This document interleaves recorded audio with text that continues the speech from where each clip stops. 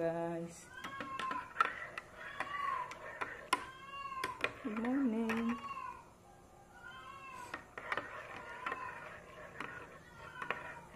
Mula ako doon kila Camilo guys. Umuwi muna ako kasi gusto kong uminom ng minute guys. Nag-CR din ako.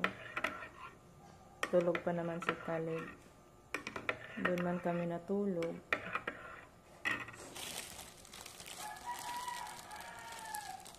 Di ka paniwala yung ano guys, nangyari kay Dayashir.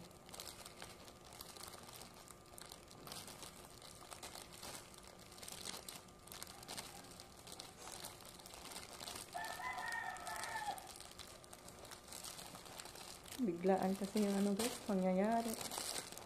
Ang bilis lang. Ang dali, sumuko ni Dayashir sa ano, sakit niya.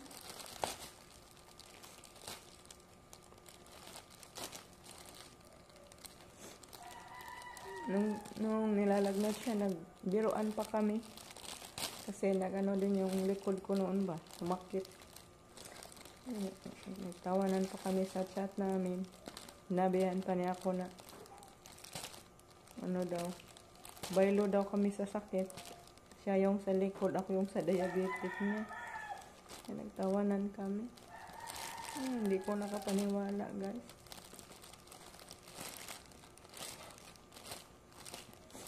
Ganun lang pala kadali ang buhay ng tao guys. Hindi natin alam kung kailan tayo kunin ni Lord.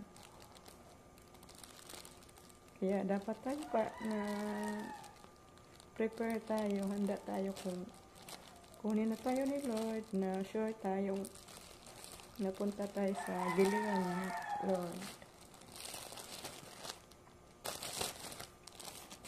Sundin natin yung mga utos niya ni Lord. Wala. Sure tayo sa kalag na to na mag-stay sa gilid niya.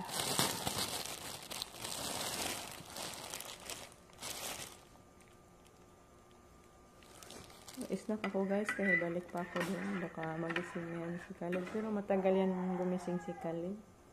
Minsan tag 6 AM na.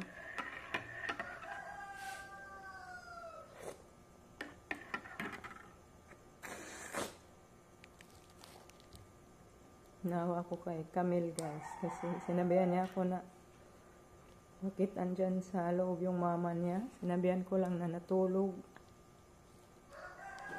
Sinabihan ko na natulog yung mama mo.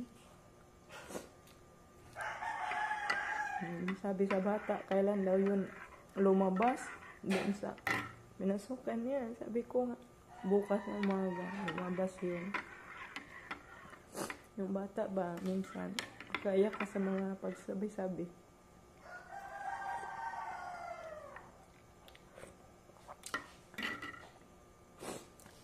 Pero si Khalid parang wala lang siya guys. Kasi hindi pa niya naiintindihan na pangyayari.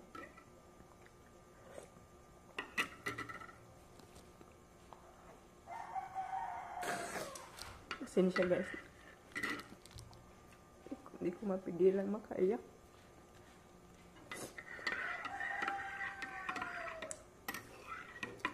Mahal ko talaga si Yasil guys. Dito lang talaga. Nagtawanan kami sa bahay.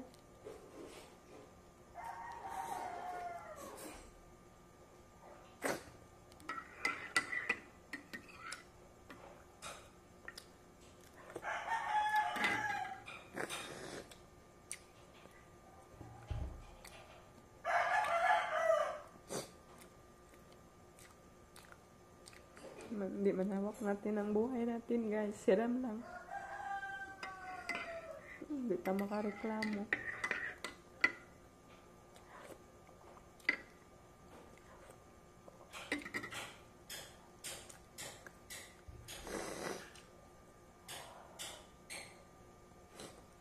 Sakit talaga guys. Nangyari ngayon.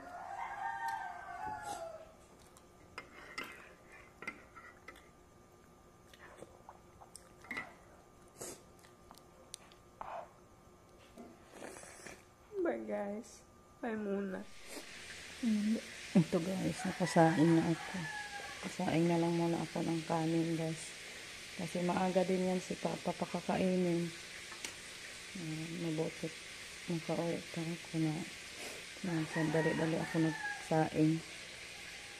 Pero ko naman lang maghatid ng pagkain doon guys.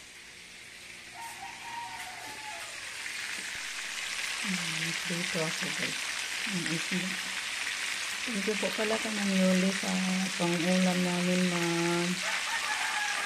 kahapon binigay ko yung 1 kilo na manok doon yung car. Pinadala ko kasi nag-ihaw din ako ng bangus doon sa kusina ni mama. Pero maasahan naman si Carmelo, marunong na magluto. Deep-fried nila. Then yan yung inulam nila kagabi. Ngayon di ko pa alam guys kung anong ulamin nila doon. Nandiyan na naman papa nila. Pero napakamaraming ulam doon sa nila, refrigerator.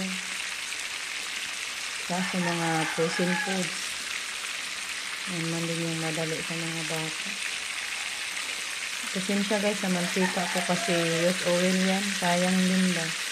Sa isa ko pa man yan nagamit. Tapusin ko na lang muna yung ating video sa ngayon guys. Try natin yung kalag ni Dayashi. Ayan.